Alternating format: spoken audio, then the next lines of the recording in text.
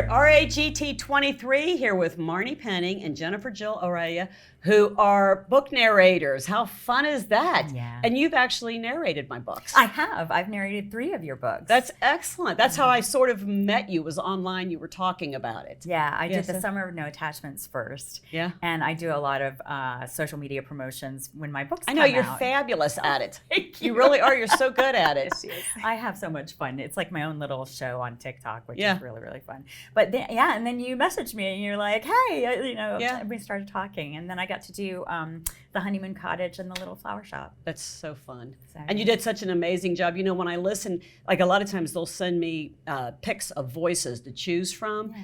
And, you know, some just don't resonate with you. And others, I'm like, Alan, you have to listen to this for me. Because I don't, like on my sexier books, I'm like, I don't want to hear it. You know, you need to listen and choose for me. That's my husband, and he will. But of course, these are not quite as much so. So, yeah, that's awesome. So I feel like I chose you, you know. Isn't that fun? I'm so honored. Yeah, thank you. Yeah, I love it. So for both of you, we'll take a turn answering this. Yeah. What is your prep process on this? I can't even imagine, because I guess it takes a long time to do a book. Yeah, so when we're narrating an audiobook, you know, if you're just listening through and you listen to an hour, that took us in the booth likely somewhere between 2 to 3 hours of work time to actually record it, but that's not counting the prep time. Yeah. And the prep time, yes, we do read the books beforehand. That's one of the questions we get all the time, and absolutely. I mean, we need to know That way, if there's going to be an odd name, you need to know how to pronounce. Yeah, or, I mean, yeah. we need to know the finer points of pronunciation, but more than that, we need to know the arc of the story. We need to be able to shape that storyline so that the listener can comprehend it. I like to think of audiobooks as an act of co-creation. We are taking what the author has done, what you've done, and we are co-creating this new medium. It is something that is different from the print in that it's a different format, and so the needs are different. So, you know, each chapter is going to have a point, why you as the author wrote it, and I need to know and understand what that point is so I can shape the arc of the story properly. Yeah. So, yeah, it's a very detailed read. I only read one time before. Some people read more than that, but I only read once, but it's a very detailed, in-depth. I've got a notebook, I've got my pen, I'm taking notes. This is not casual sit back in the afternoon read. So there's a lot of work involved. Yes, it is absolutely a lot of work. So do you just read once, or do you read more? Or? No, I read once, but I also have a screen reader app that helps me because I have ADHD, and so it's really hard for me to eyeball read without my mind wandering. Yeah. So in the car, especially, I don't like to listen to like news or anything, and I don't like to listen This to is just commercials. depressing, and we don't want to listen to it. Yeah, so I just Much better to listen to a book. Much better. Yeah. So I'll either listen to one of my friends' books, or I'll listen to my screen reader app and prep the book that way. And once I've heard it, I know it. So does the screen reader that just like sort of reads a story to you or something? I don't know how that it's works. like, it's a tool. It's not, and we'll probably talk about this too, but you've heard of AI as like, people are trying to get AI to read audiobooks, and there's no way that a computer can connect with a human story.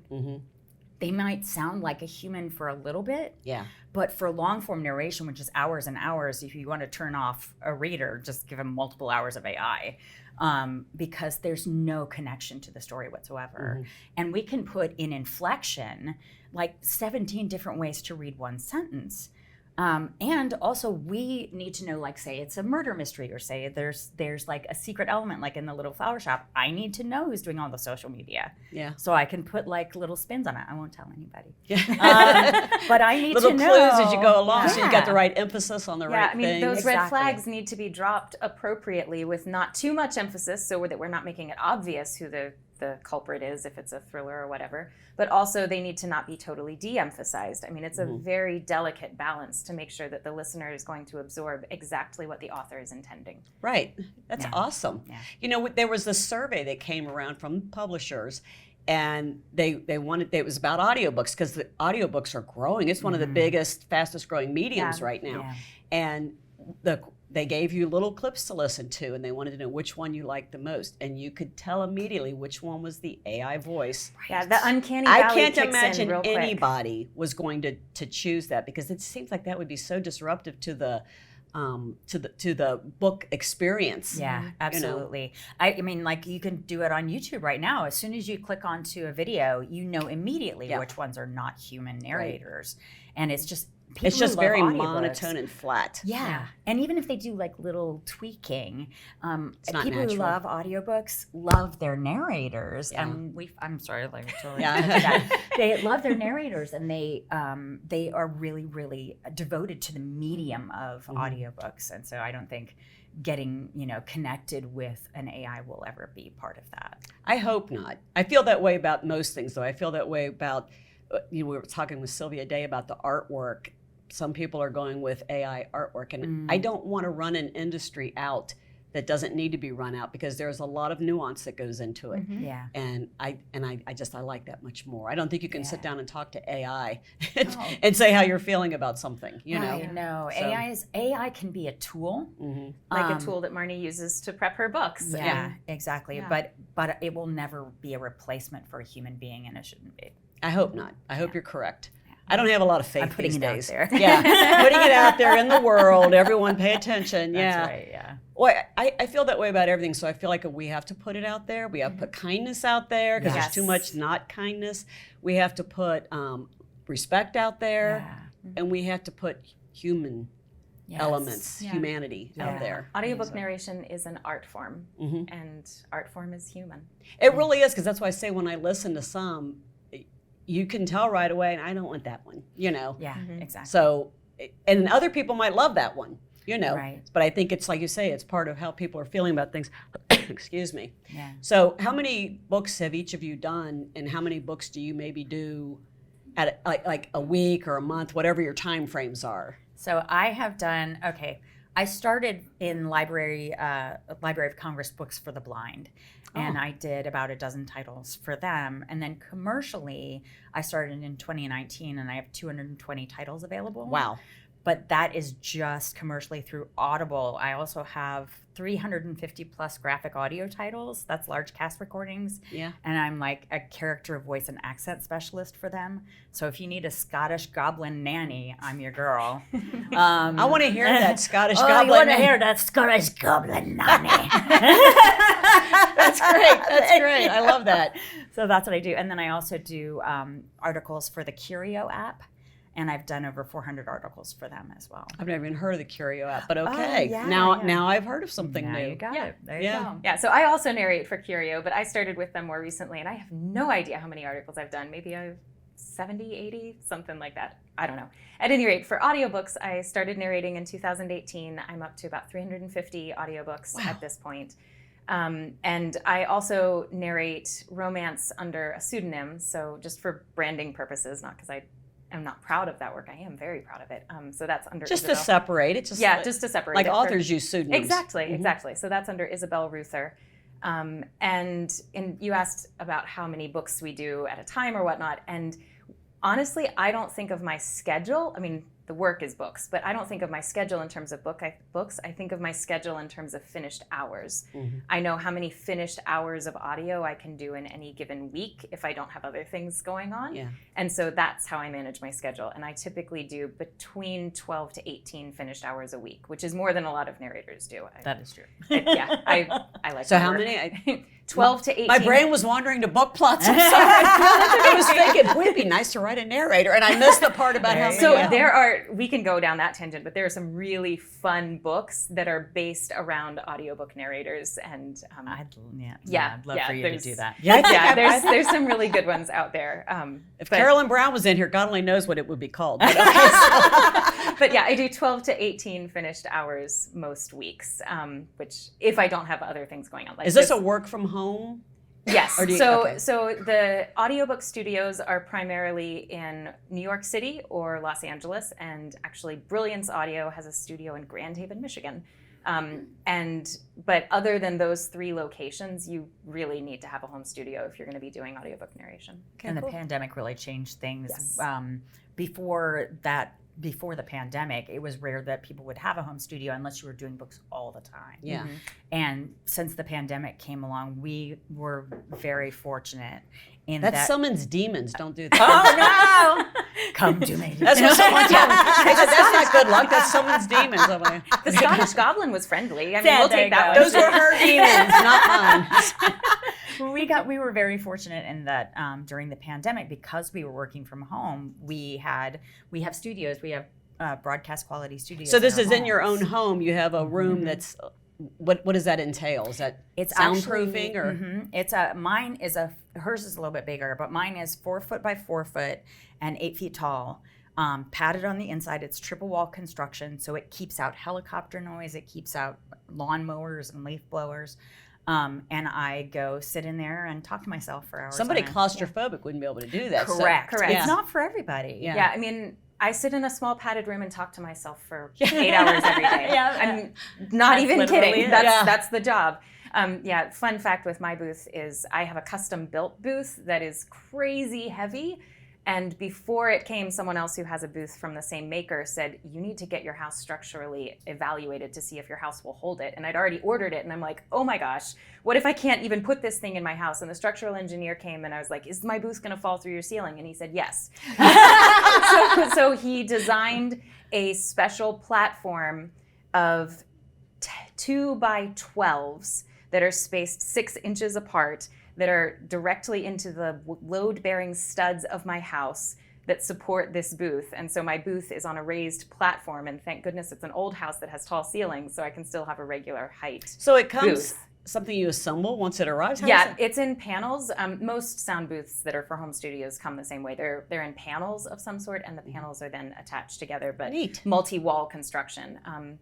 The problem with the sound bleed that we get is really low frequency vibrations. So from trucks going by, that's like why we hate leaf blowers and things Yeah. like that. And so you need mass, like actual physical mass in the booth walls to stop that. So triple wall construction where it's floating, so they're not connected to each other, so no sound gets passed through by nails or anything It's like that. fascinating stuff. Yeah. So did you guys do so many books before you invested in or did you invest and then say this is what I'm going to do?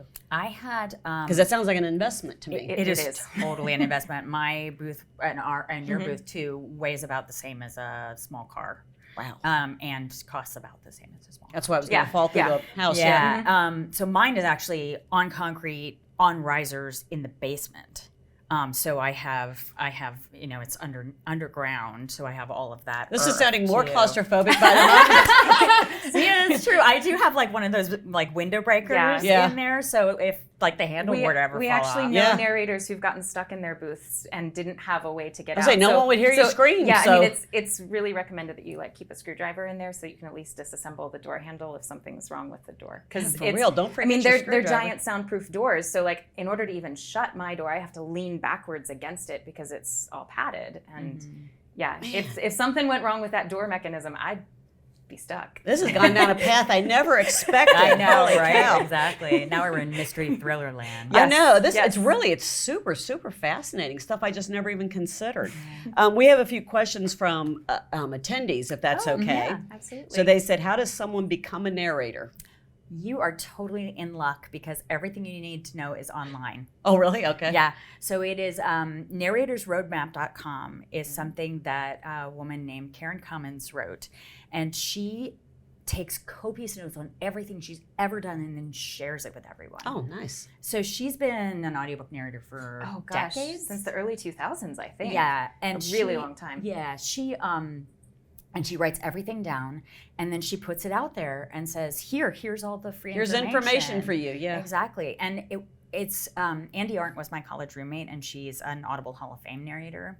And I also have a pseudonym for romance because I don't want my 10-year-old's friends going, oh, his mommy Let's did listen this. to her. Let's listen to him." No. So Andy Arndt had said to me early on, you get out of this profession what you put into it. And I'm sure it's the same way with authors. So the more effort you put into finding your own work, you put into making your booth the best it can be, the more that you will get out of it. So I've been an actress since I was 8 years old. I did a lot of stage. I went to theater school. I went to school for theater and graphic design, actually. And then This is why you're so good at the social media stuff too. That get that outgoing personality. Yeah. I was a marketing director for 6 years for a company that I co-founded here in Cincinnati. Wow. So Cincinnati Shakespeare Company was a company that I co-founded back in 1994. Wow. And now it's been going almost 30 years. Yeah. So there's that. And then, so Andy came to me after I'd had my son and I was home because I'd been on stage like 6 nights a week, but I had to stop when I had my baby. And she's like, I've got more work than I can handle on my own. Will you be a producer for me? And so I'm like, okay. And I thought only famous people did audiobooks.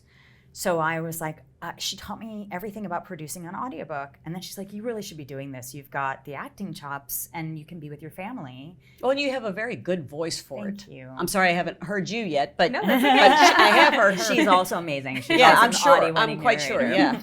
yeah. And so that's how I got into it. So narratorsroadmap.com has all the information about how to become an audiobook narrator. And then narrator.life is a website that Andy Arndt started, and it has all these coaches on there, has 2 free video courses on, is this the right thing for you? And you take the 2 free video courses, here's the things that you need to do to actually become a narrator. And then if you still want to do it, and you've sat in your closet So say if sitting in that booth hasn't scared you away. Yeah, right, exactly. They say like the test is go sit in your closet with your favorite book and read it out loud for 2 hours a day, every day for 2 weeks. And if it's still something you want to do after that, then that's something to pursue. Yeah. When you're doing that, if you stumble on something, I'm assuming you have the ability to just retrace a few words. So, well, there are 2 types of recording processes, I guess.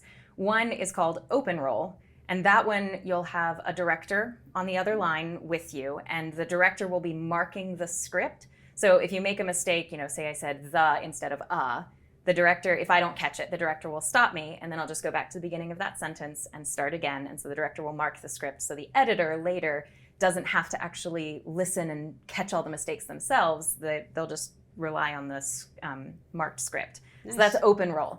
That requires a director and a dedicated editor. It's very expensive. So not that many audiobook companies still use open roll. What most use is something called punch and roll. And the term comes from when we were recording actually on tape. If someone made a mistake, you would punch before the mistake and then tape the new tape on top of it. And then you would roll starting right before the mistake. So complicated. Well, now it's digital, but that's where the punch and roll comes from. So if I'm going along and I make that same mistake, I say the instead of I can see in my waveform, like on the computer screen, where the sentence is, because sentences have gaps between them. So I'll go back to the gap, I'll put my cursor there, and I'll hit roll, and then it'll give me a couple seconds from before the mistake so that I can know where I am, and then just pick right back up. It's really seamless, actually. But it sounds takes a little bit of practice to like get a lot of into it. minutia involved there, Once you're into it, though, it goes pretty fast. Like the beginning part is like, learning to punch and roll. But once you've got it, though, it's like second nature, and there are like keystrokes you can do and stuff. So it's like, so I guess you get used to it, and it's just your career, so you know what you're doing. Yeah. I love this question because it's one that I had also. Have you ever narrated a book that you thought you were going to like, but you ended up not liking it? And you still, you're able to narrate it. You continue to narrate for that particular author, if so. Oh, sure. I won't put you on a spot if you liked mine. That somebody else came up with that, but you know what I mean? I love your books, I'm just saying that. Thank you. No, there are definitely times where you, because we've read the whole book before we even start. And then you have to basically read it, say it again. Right, exactly. So if there are things that really don't mesh with our brand, like, dubious consent is one that for my brand doesn't really work. I don't know what it is, but yes. Oh, dubious consent. So when they're going to have some spicy times and she doesn't really want to do it, but they do it anyway. Oh, yeah. Or he, either way. And so that's not really part of my brand. So in that case, once I got the script, because sometimes when I'm contracted for a book, it's like a year in advance and they haven't even written it yet. Yeah. So when I get it and I'll say, oh, you know what, this is not really the story that needs to be told by me. There are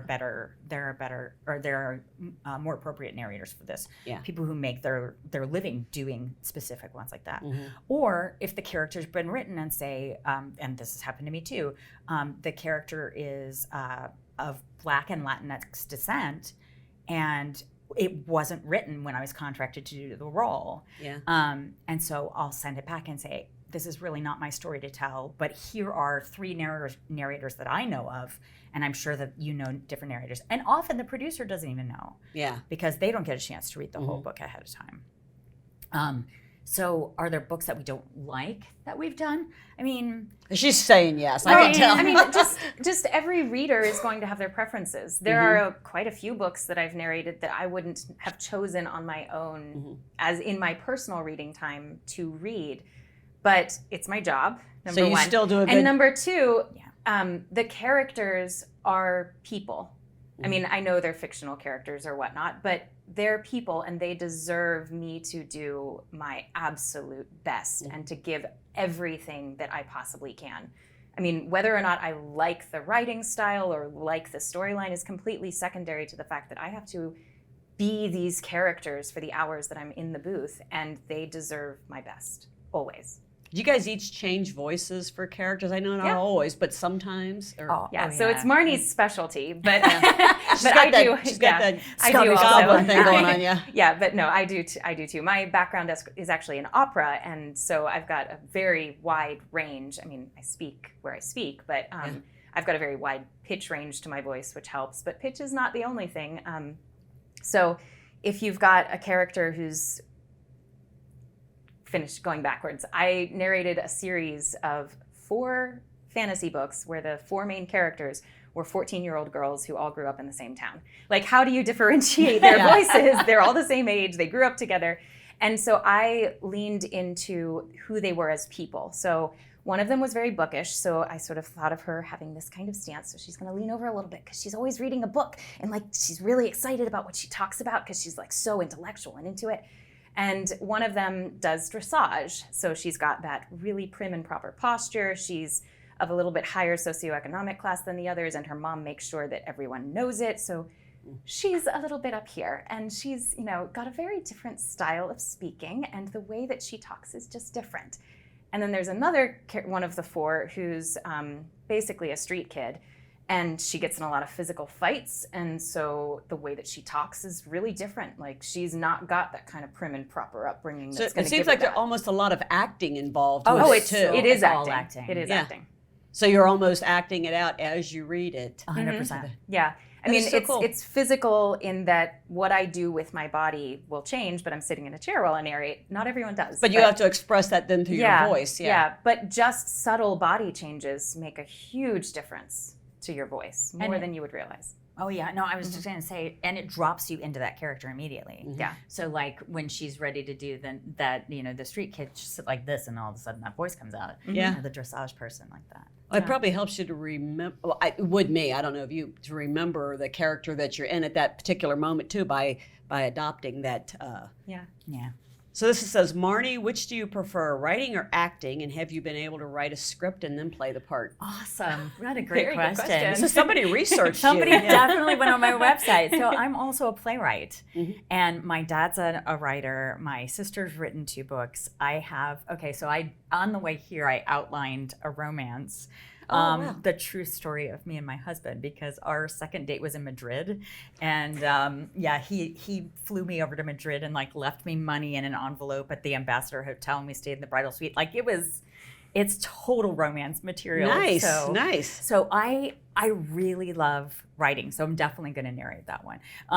But I also have a memoir that I'm writing called Nobody Told Me, and it's my journey to my ADHD diagnosis through menopause. Yeah. Oh man. Yeah. And it's like my whole life makes sense now, but I didn't know. And no one told you. So nobody So told me. were you not diagnosed with ADHD when you were No, younger? Not so till I was 50. Oh yeah. I turned 50, and like I was researching for my son who has the same kind of ADHD I do. And I was like, well, I do that, and I do that. I've always done that. And I was like, This is totally me. Yeah, completely. And then Tantor gave me a book called The Radical Guide for Women with ADHD. And I narrated that, and I was like, this is me. And then I finally went and got diagnosed, and I was like, oh, like my life. Is that makes sense rewarding now. getting to narrate that book, I guess? Yes, so rewarding. And now I give myself so much grace because I know my brain works differently. There's nothing wrong with me. It's like the fact that I can't remember I'm making pancakes when I turn around and talk to my son, and the pancakes are still on the stove, and I smell something. I'm like, oh right, and like that's my brain. I'm a huge believer in that everybody learns and reacts and does things individually. Yeah, I'm one of those people. I have to do it to remember it, not read it in a book. So I get what you're saying. I don't have ADHD, but I get what you're saying, that you found your way and figured out how you were going to do it. It's unfortunate that schools didn't always know this. Yeah. I think about some of the kids that were probably practically tortured by what was considered the norm on how to do things that didn't work for them. Yeah, you know, and how much extra work they had to put in to get it to work for them. Especially for women, because the diagnosis for ADHD, the concept of it, when everybody thinks about it, is like a little boy in a classroom jumping off the walls. That's true, yeah. And it presents so differently in women, and particularly like quieter. I don't appear to be a quiet woman, but yeah, no, like when I was younger, I was like, you know, bookish and into my stuff, but I would like daydream, and that's how it comes out. Were you both longtime readers before you started doing this? So you already had a love of books? Oh yeah, 100%. Yeah. My fourth grade teacher had a banana tree with books on it, and once you read a book, you could write your name on a banana, and whoever had the most bananas at the end of the month would go for ice cream. I got ice cream like 6 months out of the year. It was awesome. So, in growing up, my parents are self-employed and owned a small accounting firm in the town that I grew up, and their office was next door to the library, and that was the only place that I was allowed to go by myself during the summer if I happened to be at the office all day. So I grew up in the library. And I also have always been a huge audiobook fan, because my family would take lots of road trips, but I get horribly car sick, so I can't read in the car. But reading is what I wanted to do. Yeah. So my parents got me audiobooks from the library from when I was very, very young. I had my own little Walkman, and I would put in my... Well, you're still very young. That's why you could do that. When I was very young, nobody knew anything about audiobooks, which is a shame, because they would have been a lot of fun. Yeah, absolutely. We used to get packed in the car, all four of us, with a German Shepherd, and you didn't have air conditioning, and both parents smoked. So the window was open, and dog hair and smoke were blowing around. I could have totally tuned into a book. That would have been great. Yeah. Oh my gosh.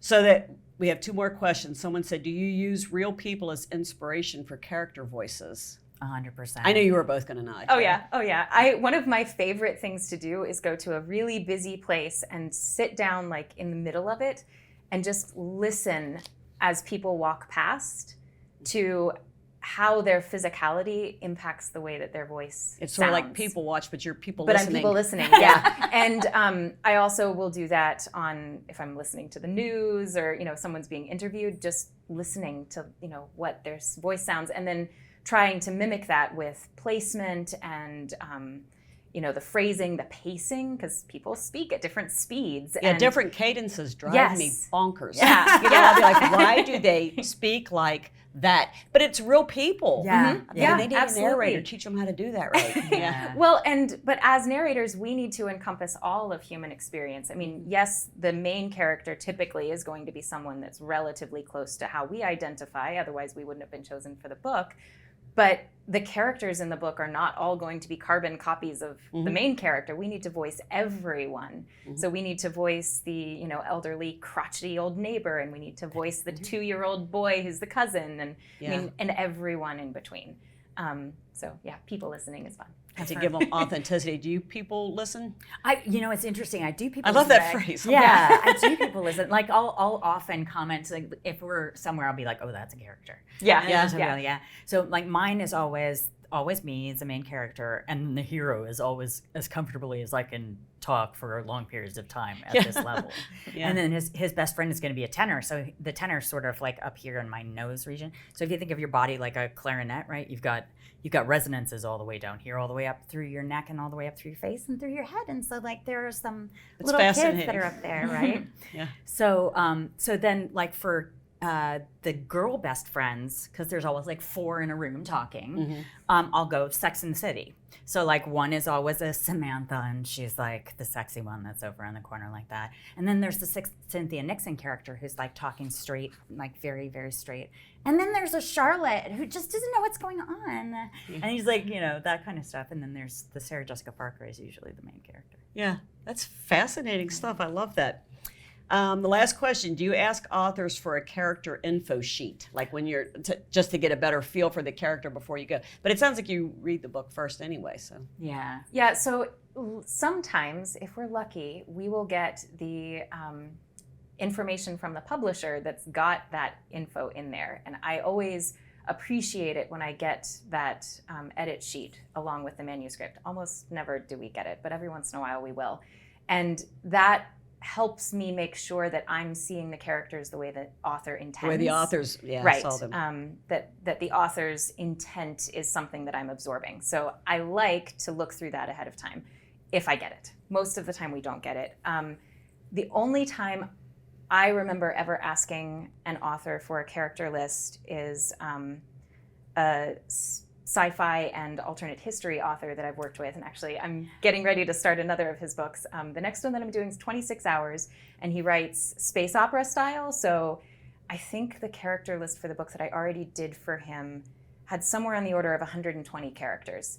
And with that book, I needed his help. Yeah. So I can I imagine. asked him for that character list, and I'm sure that I will for the book that I'm doing this fall for him as well. That's James Young. He'll probably watch this because he's a good friend. Okay, good. Yeah. That's awesome. And what's nice about social media too is a lot of authors will put up Pinterest pages for their books, and that's so amazing. And for any authors watching, like, seriously reach out to your narrators and tell them, because I know a lot of people have, like, you know, actors that they have in mind when they're writing their characters.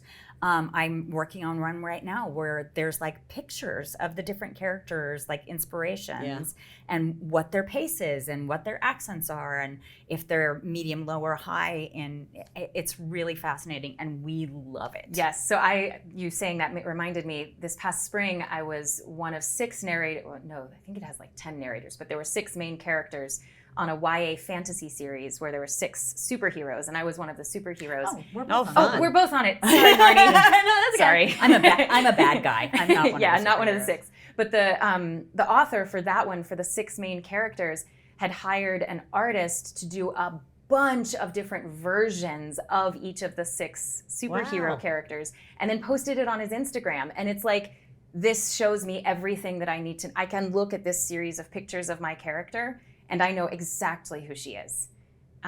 It was great. Have you guys found that the authors tend to, because I know I do, tend to pick a social media that they like more, and that's where they'll put more stuff?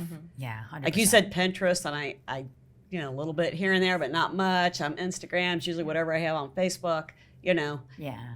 It's just, it's like a new added job. That is true. I actually have somebody. You're good at it, well, though. thank you, and because I have help. Yeah, I actually, we both have, like, on Monday mornings, I sit down with my assistant, and I will talk out whatever's being released that week. And if I don't have any releases, like what I'm in the booth narrating, and I'll talk out a paragraph, and she types it for me while we just, you know, spitball.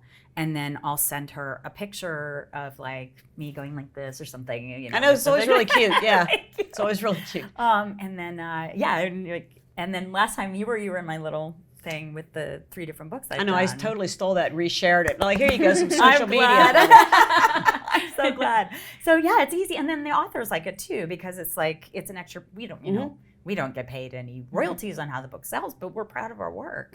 We want people to listen. Yeah, absolutely. Well, I would assume so when someone hears an audiobook that they really like, because that's how I always judge. They send me clips from other books and say, which do you like? So I'm sure it's a word of mouth thing for you guys too, right? So when someone really likes the job you did, and then those authors request you. Yeah. So And going back to that question about, you know, do we do books that we don't like? A lot of times if I don't think it's a book that's going to really resonate with me, I'll turn it down at the beginning, because I want my portfolio to represent who I am as an artist.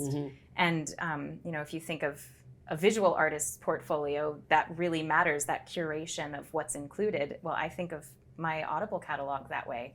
The book covers that I've narrated and the samples that go along with that, that is the catalog of my art, my portfolio. And if I accept a book, that means I'm really excited about it. it would almost be like an author trying to write a book she didn't really want to write. Exactly. Right, Exactly. exactly.